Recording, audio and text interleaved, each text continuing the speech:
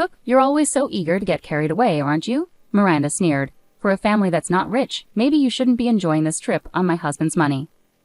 Miranda, my sister-in-law, directed that snobby comment at our family. We were all in Hawaii on vacation, including her. Why would she say something so rude? My brother, who's a doctor, planned this trip, and she shouldn't complain given his generosity. But even though she annoys me, I can't say anything back because she's my sister-in-law. I was thinking about how to lighten the mood when suddenly, paft hada haga haga. My mom's laughter completely changed the atmosphere. My name is Elisa, and I'm 20 years old. I'm an ordinary college student at a private university's school of education. I want to become a child care worker. My days are full of assignments, hands-on training, and part-time jobs. I work hard because of my family's support. I live with my parents. My dad works in an office, and my mom has a part-time job at a nearby bakery, just a typical American family. I find a lot of comfort in our normal family life. Besides my parents, I have an older brother, John, who is 8 years older than me. He graduated from a state medical school and works at the same hospital where our maternal grandfather is the director. Even though my brother is very accomplished, my parents, especially my mom, always support my dreams without comparing us. My mom is particularly thoughtful and considerate. She once told me, "You know, Lisa, it doesn't matter if your family is successful." My dad was a doctor too, but I chose to go to culinary school after high school. "Didn't you ever think about taking over Grandpa's practice?" I asked. "Darling, I was never interested in being a doctor. The responsibility of people's lives was just too much for me," she chuckled. "But you were an only child. Maybe Grandpa secretly wanted you to." "Maybe so, but it's my life, right?" And now, with John being a doctor, everything turned out okay. My father's just happy that one of his grandchildren has followed in his footsteps. I guess that's true. I don't think Mom ever intended to slight my grandfather. She chose her own happiness, marrying my father instead of taking over the family practice. Now that John's a doctor and works at Grandpa's hospital, there's no worry about his successor. It makes me realize that my mom has been through a lot. Because of her experiences, she's very supportive of me. Normally, with a brother who's a doctor, there might be expectations on me. But my mom never expects anything specific from me, nor has she ever abandoned me. She just believes in letting me be me and John be John. My dad feels the same way. When I told him I wanted to become a child care worker, he didn't hesitate and just said, "Give it your best shot." I'm really lucky to have such supportive parents. Knowing their background, it's no surprise that John is also laid back. Despite being a doctor, he's humble and always encourages my dreams. Just the other day, after I finished my training, he called me. "Hey Elisa, you finished your training today, right? Well done." "Thanks, John. It was tough this time. I was working with 2-year-old toddlers." "Turbo twos, huh? It's amazing how you handle multiple kids at once. I really admire that." "Oh, come on, what you do, taking care of people's lives, is way more impressive." "You think? It's a bit awkward getting a compliment from my little sis. Haha." "Stop being so shy. Thanks for calling." "You bet. We'll hang out soon." Suddenly, a chilly voice from the other end asked, "Who are you talking to?" Ignoring the voice, John quickly said, "Catch you later," and hung up. It was Miranda, John's wife. It seems she doesn't like him talking on the phone. There have been times, whenever I hear her voice in the background while talking to John, he always ends the call as soon as she speaks up. It's clear she might be controlling towards him. I've always wondered why someone as kind as John married Miranda. Needless to say, I'm not fond of my sister-in-law. From the first time she visited our home for introductions, my impression of her was terrible. It was just me, John, and her at home since my parents hadn't returned yet. As soon as John stepped out, she turned on me. "What's your name again?" "Duh. Nice to meet you. I'm Elisa, John's sister." "Haha, that's funny. John is quite handsome, but you look nothing like him, huh?"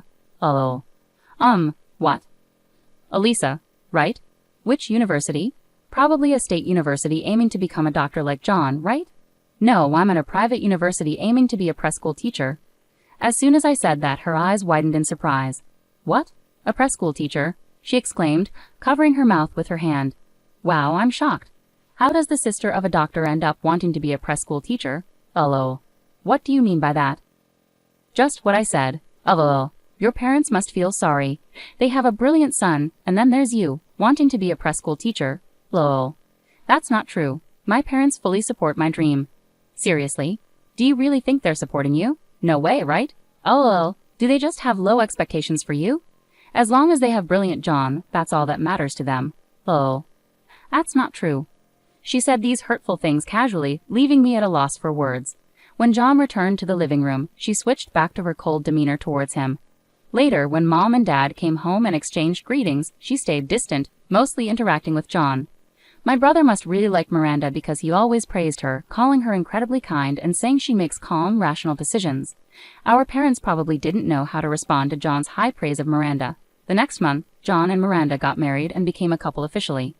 When they announced it, I casually asked my mom, "Mom, why did John choose Miranda?" "Why do you ask?"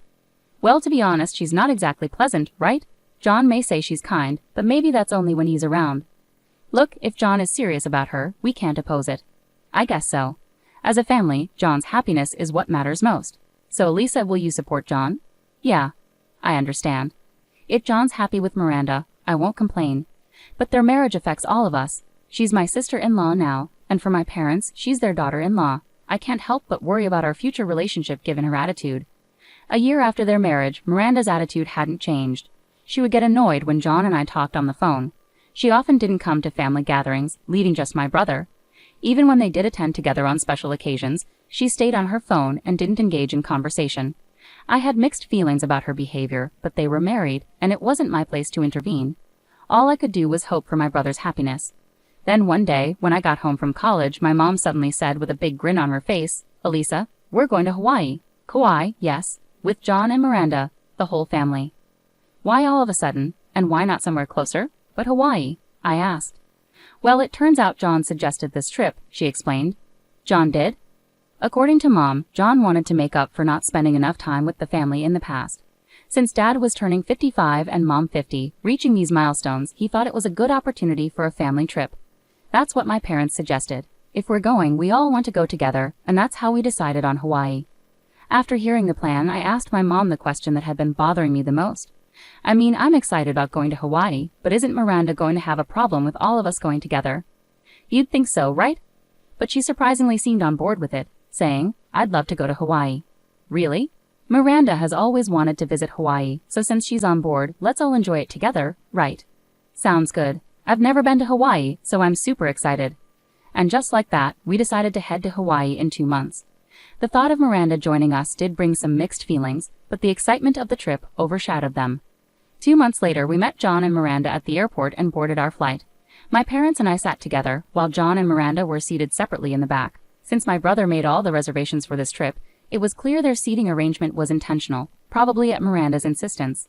At the airport, she only spoke with my brother and didn't greet us. For her, it seemed strictly a vacation with her husband. Both my parents noticed Miranda's attitude, but they didn't let it bother them and seemed to be thoroughly enjoying the trip. My mom even suggested to John, "Why don't you two go sightseeing on your own?" Thanks to my mom's suggestion, I was able to enjoy the trip without worrying too much about my sister-in-law. But then something happened. That evening, after coming back from sightseeing, my parents and I met John and Miranda for dinner at our hotel. Miranda only spoke to my brother as usual. My brother, looking a bit troubled, tried to start a conversation with me. "Hey, Elisa, how's it going? This is your first time in Hawaii, right?" "Yeah, I've only seen it on TV, so it's really amazing to be here." "I'm glad you're enjoying it. I'm happy we decided on Hawaii." "Thanks for suggesting this trip, John. I'm having such a great time." "Yeah, but this trip was..." Just as my brother started to speak, Miranda interrupted with a sarcastic comment and glared at me. There was an awkward silence after her remark. Then Miranda mockingly said, "Cook, always so quick to get carried away, aren't you?" "Miranda, don't call me by my name," I snapped. Why are you saying that?" I stammered, taken aback by Miranda's harsh words. "Excuse me? Why would I want to be close to his sister, who's training to be a preschool teacher? With a father who's an office worker and a mother who works part-time? I only need John." "Hold on, that's not fair," I protested. "For a family that's not well off, maybe you shouldn't be living it up on my husband's dime." In that moment, anger and shock froze my thoughts. I couldn't find words to counter what she said. It's not that I couldn't respond. I was just so taken aback that I didn't know what to say. My dad and John seemed just as stunned. They stared at Miranda with mouths agape, while she'd busied herself with her phone. Suddenly, my mom burst into laughter. "Paft, ha ha ha." "Mom," I exclaimed. Sorry, my mom said, still chuckling. "It's just too funny. I couldn't help it." Lol. Seeing my mom laugh, Miranda's face instantly darkened. Clearly upset, she snapped at my mom. "Excuse me, what's so funny?" "I'm sorry, Miranda, dear. It's just that my stomach hurts from laughing. The irony.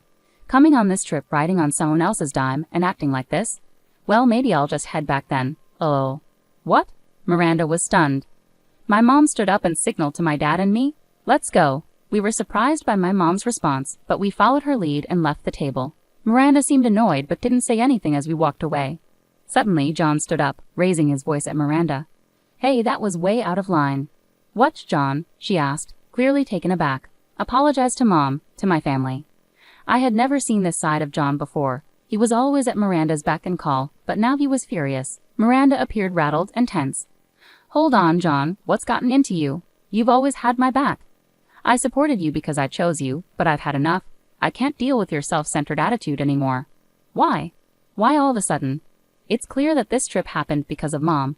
I had planned to cover everything, but Mom ended up paying for everyone, including us. No way. Your mom did that? I was surprised by this revelation. John had claimed to be covering the expenses, but apparently Mom had secretly paid for everything and told John to keep it quiet. Even Dad, who was usually in the loop, believed John was footing the bill and was equally shocked. Miranda, speechless, listened as John delivered his final blow. Thanks to the mom you always mocked, I got the job at the hospital, which supports us all. Don't you understand?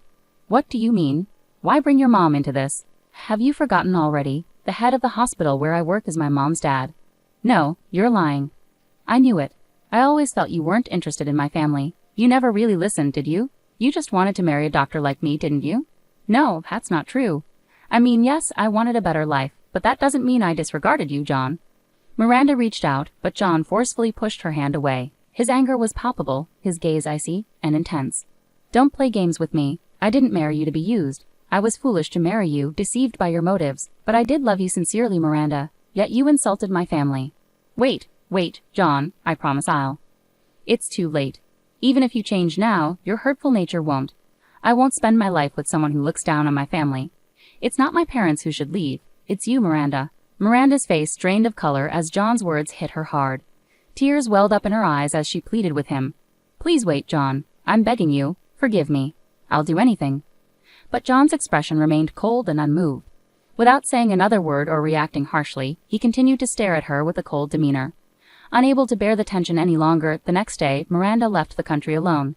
Later, I learned they divorced, with an agreement that Miranda would never contact John again. There was no division of assets, and it was as if her insults had never happened. However, Miranda's fixation on John grew troubling. She reportedly even showed up at his workplace, prompting John to involve the police, resulting in a restraining order against her. Now living under her parents' watchful eyes, Miranda leads a secluded life. It seems unlikely we'll see her again. Our parents also seem relieved. The happiness of our family remains the most important thing to us all. This experience has once again reminded us of that.